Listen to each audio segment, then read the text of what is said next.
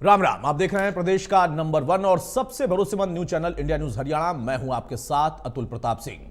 नामांकन का दौर खत्म हो चुका है, अब बारी जनता की है। प्रदेश की 90 विधानसभा सीटों के लिए 5 अक्टूबर को वोटिंग होगी तो 8 को नतीजे आएंगे। इसलिए बीजेपी से लेकर कांग्रेस और आम आदमी पार्टी से लेकर तमाम क्षत्रप पार्टियां सभी अपने स्टार प्रचारकों की लिस्ट जारी कर रहे हैं।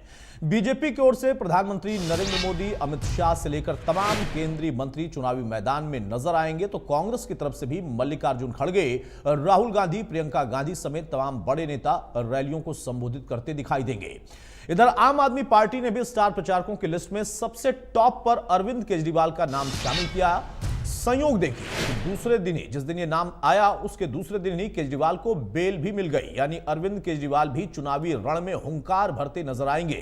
लेकिन केजरीवाल की बेल के बाद सियासी पारा भी इस वक्त हाई हो गया है।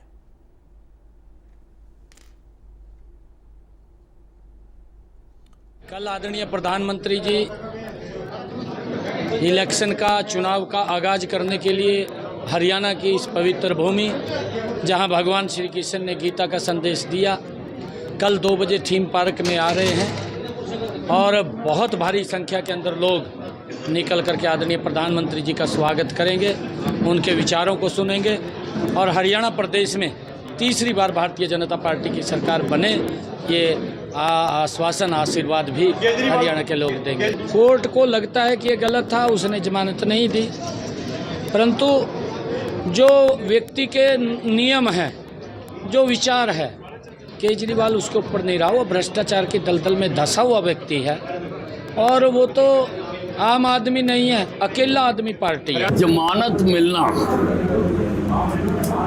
केस से बरी होना नहीं होता। केस उनके ऊपर आज भी वही है जो कल था। कल तक वो जेल में थे, अब वो बेल पे। अरविंद जी के आने से पूरे हिंदुस्तान में आज कार्यकर्ताओं के मन के अंदर खुशी है, हमारा उत्साह डबल हुआ है और विशेषकर हरियाणा में अब अरविंद केजरीवाल जी आएंगे और पूरी ताकत के साथ हम इस चुनाव पे लड़ेंगे। इस भारतीय जनता पार्टी के अहंकारी सरकार को जड़ से उखाड़ के फेंक देंगे। मैं अभिनंदन करता हूं, सुप्रीम कोर्ट के फैसले का स्वागत करता हूं और आज जो हमें ताकत मिली है, इस ताकत का पूरा इस्तेमाल पूरे देश के अंदर होगा और हरियाणा के अंदर अरविंद केजरीवाल जी आएंगे, हमें और उत्साह के साथ चुनाव लड़ेंगे। बहरहाल तो स्टार प्रचारकों की जहां सूची जारी कर रही है बीजेपी, कांग्रेस, उधर बीजेपी के ऊपर प्रहार करने के लिए केजरीवाल बाहर आने वाले हैं और इसी को लेकर आम आदमी पार्टी और उनके नेता, उनके प्रवक्ता बहुत ही ज्यादा उत्साहित है। कांग्रेस भी अपने स्टार प्रचारकों के जरिए अपने चुनावी अभियान को और तेज कर रही है, लेकिन चुनाव में क्या रोचक होगा, यह सबसे बड़ा सवाल है। हमारे साथ कुछ खास मेहमान हैं, उनसे मैं आपको तारुफ कराता हूं। चर्चा में आगे बढ़ते हैं। विजेंद्र नेहरा हैं, बीजेपी के प्रवक्ता, हमारे साथ, बहुत स्वागत है नेहरा साहब आपका। अजय गुलिया है, जेजेपी के प्रवक्ता, बहुत स्वागत है गुलिया भाई आपका। विजेंद्र रेड्डू साहब है, नेलो के प्रवक्ता, बहुत स्वागत है विजेंद्र जी आपका। और नवीन दुबलधन है आम आदमी पार्टी से, बहुत स्वागत है नवीन भाई आपका भी। नवीन दुबलधन, आपके लिए आज खुशी का मौका है कि आपकी पार्टी के नेता, प्रमुख नेता जेल से बाहर आ रहे हैं और आपका उत्साह दिखाई देगा, सुनाई देगा। लेकिन बीजेपी कह रही है कि जमानत मिलना किसी केस से बरी होना नहीं होता है, तो क्या रणनीति और किस रणनीति के साथ प्रहार होगा? जी, सबसे पहले मेरा आपके सभी दर्शकों और साथी प्रवक्ताओं को नमस्कार।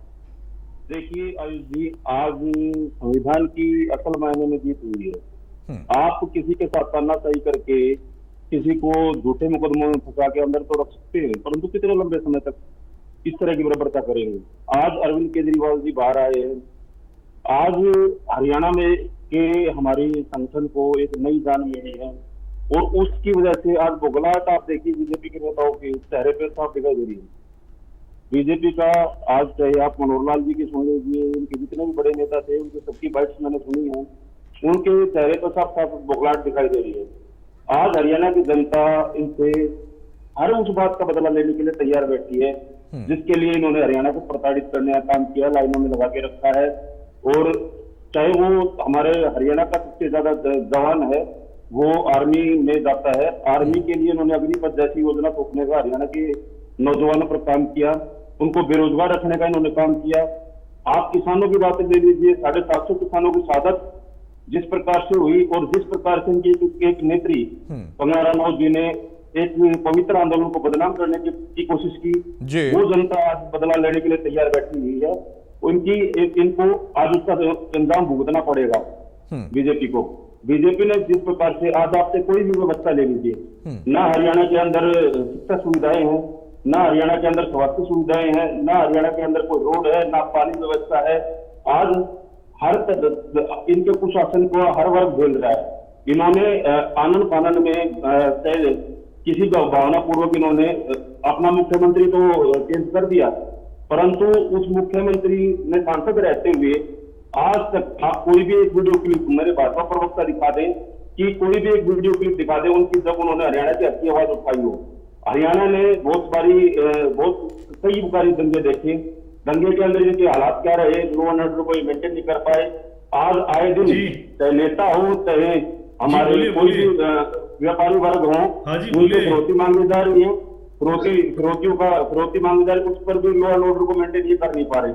आज इनके हालात देखिए, इन्होंने एक बलात्कारियों को तो इस तरीके से प्रोटेक्ट करते हैं जैसे इनका नाम बलात्कारी पार्टी रख दिया जाए। क्योंकि आप संदीप सिंह का मामला देख लीजिए, ब्रजभूषण जी का मामला देख लीजिए, जिन खिलाड़ियों ने हरियाणा का दारू के नशे में डिबेट करने आए क्या? सम्मान किया, ये दारू के नशे में डिबेट करने आए क्या? वो भाई दारू के नशे में डिबेट कर रहे हैं क्या?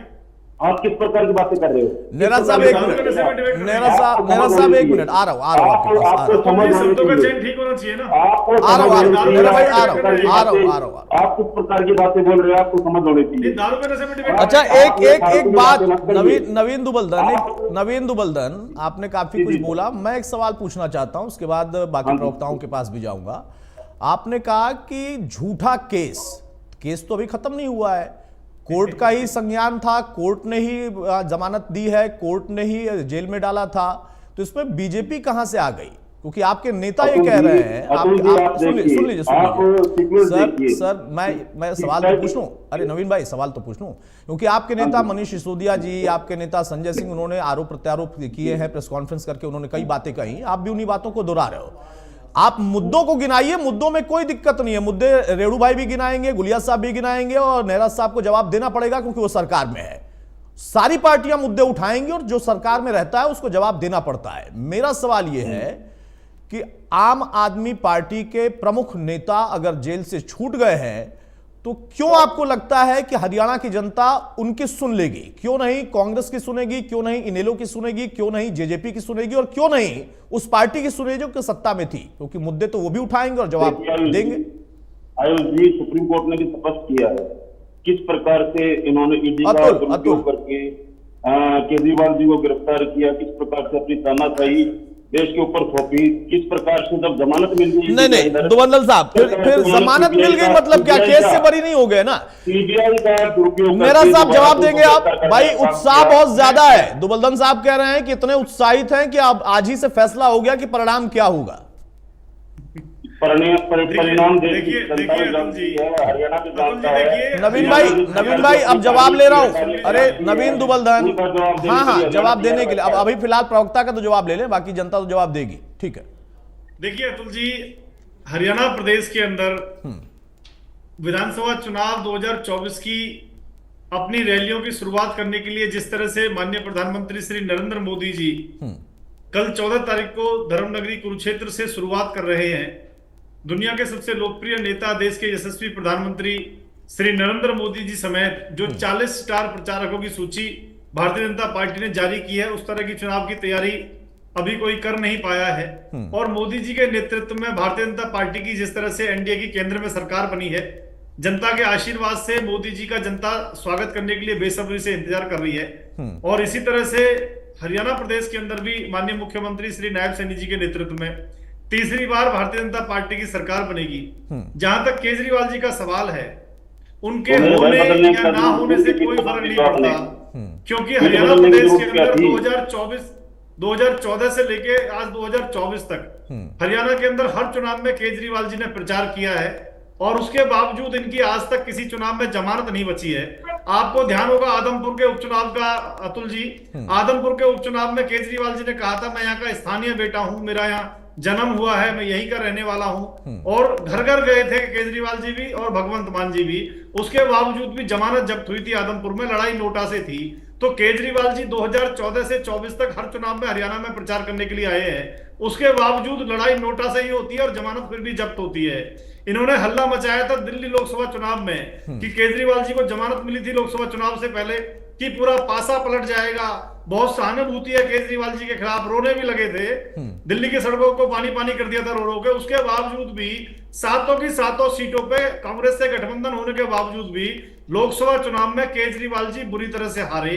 उसके पीछे कारण है अतुल जी, चाहे वो हरियाणा हो दिल्ली हो, हरियाणा प्रदेश के अंदर एसवाईएल का पानी पंजाब से केजरीवाल जी हरियाणा को देते नहीं है, और विधानसभा में मोदी जी पानी कहां से ले आए? मोदी जी को बताइए ना, हरियाणा के अंदर सरकार बनने के बाद जो पाकिस्तान का पानी रोक दिया आप लोगों ने, पाकिस्तान का पानी रोक दिया, पाकिस्तान को जो पानी के लिए जो बयानबाजी कर रहे थे मोदी जी हरियाणा में आके उसको रोक दिया क्या?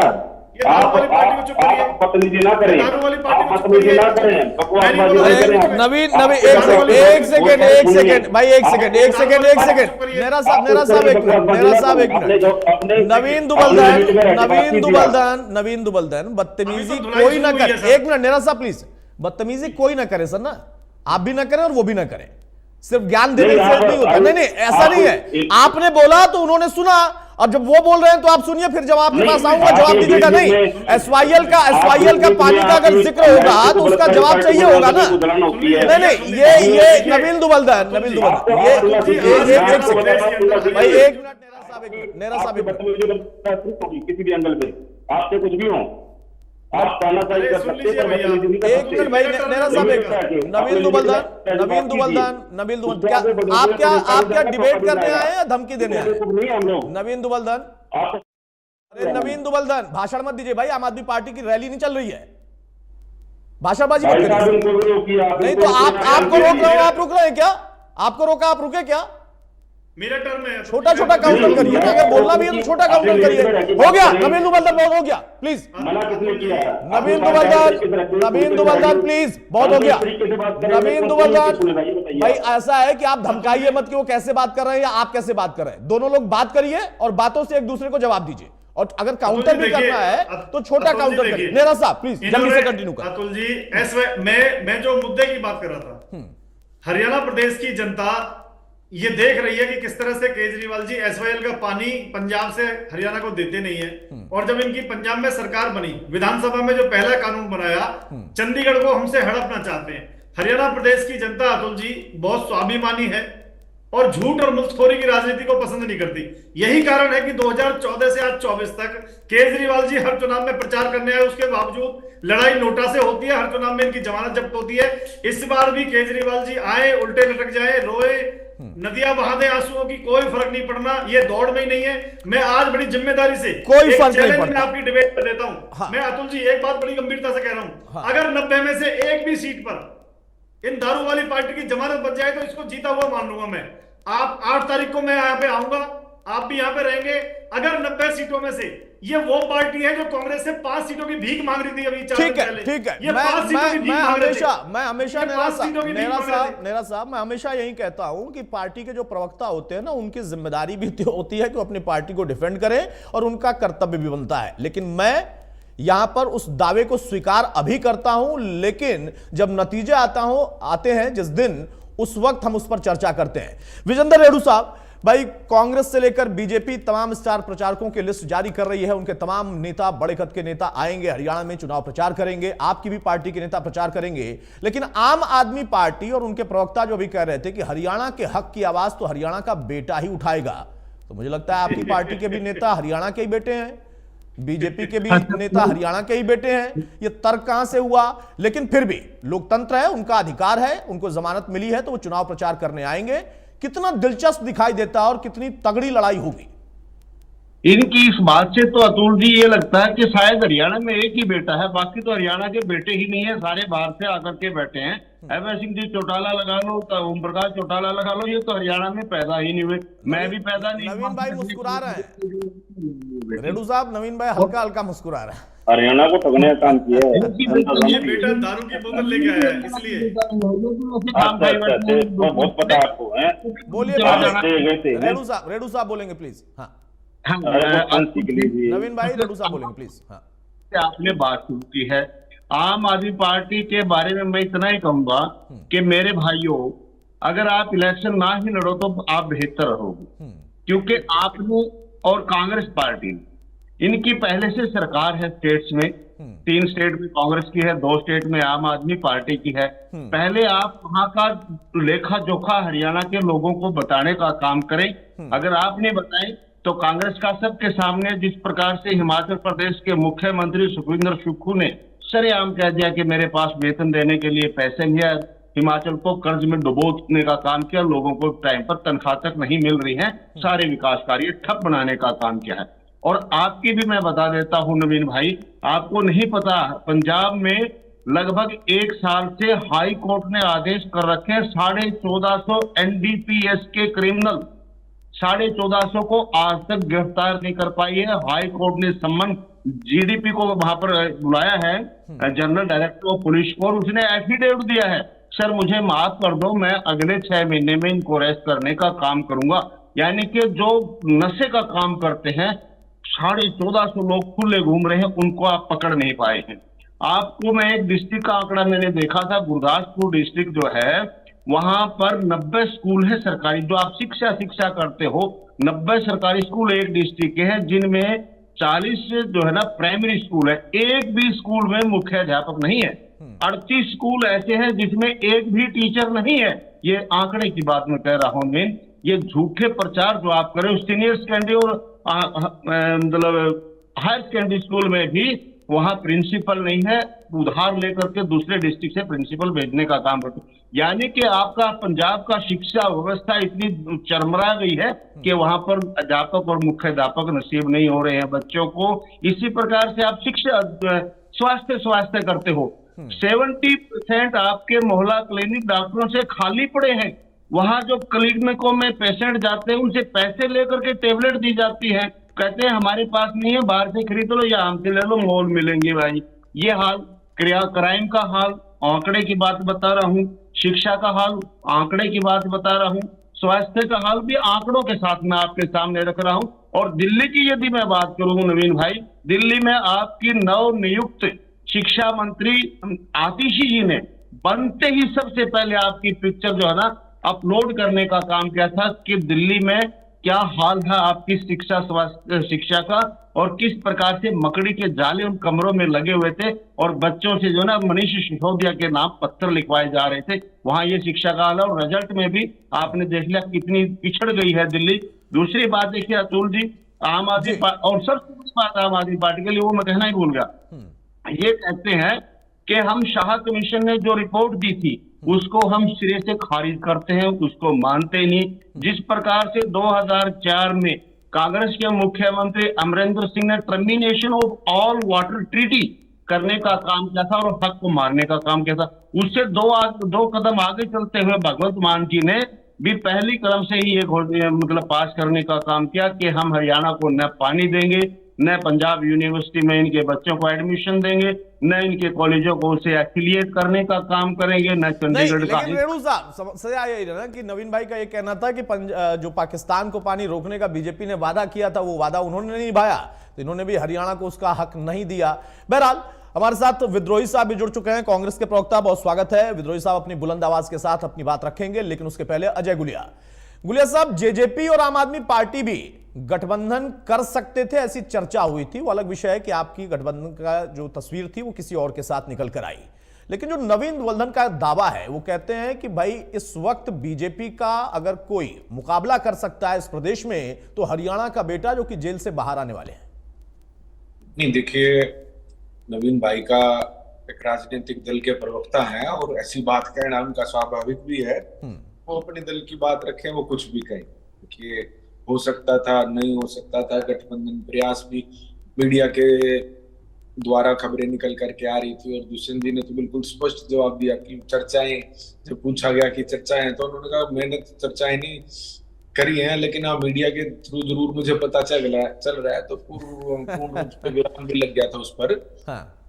और देखिए, अपने किसी भी साथी प्रवक्ता को अपने दल की बात रखने का, अपने नेता की बुराई करने का अधिकार है, वो करे। मैं तो एक चीज कहता हूँ, देखिए हम लोग 2024 के चुनाव में अपने किए हुए कामों को लेकर के लोगों के बीच में, अब वो तय तो हरियाणा प्रदेश के लोग करेंगे कि वही वो काम कितने बेहतर थे, कितने अच्छे थे। उन कामों पर मोहर लगेगी जब लोग उसके अंदर वोट देंगे जननायक जनता पार्टी को। मैं एक चीज कहना चाहता हूँ, जो मैं बार बार हमेशा कई चीजें कहता हूँ, देखिए किसान के खाते में सीधा पैसा गया, क्या ये निर्णय गलत? किसान अपनी फसल की गिरदावरी कर सकता है स्वयं, क्या ये निर्णय गलत? किसान को जो मुआवजा, फसल का मुआवजा 6,000 से बढ़ाकर 10,000 और 10,000 से बढ़ाकर 15,000 जब पूरी फसल नष्ट, ये किया गया, ये निर्णय क्या गलत था? क्या आबादी को चुनाव लड़ने का अधिकार देना गलत? हमने युवाओं के लिए 75% का कानून बनाया, मान लिया वो कोर्ट में आज, मान लिया कोर्ट में, क्योंकि देखिए कोर्ट से आगे तो कोर्ट से आगे तो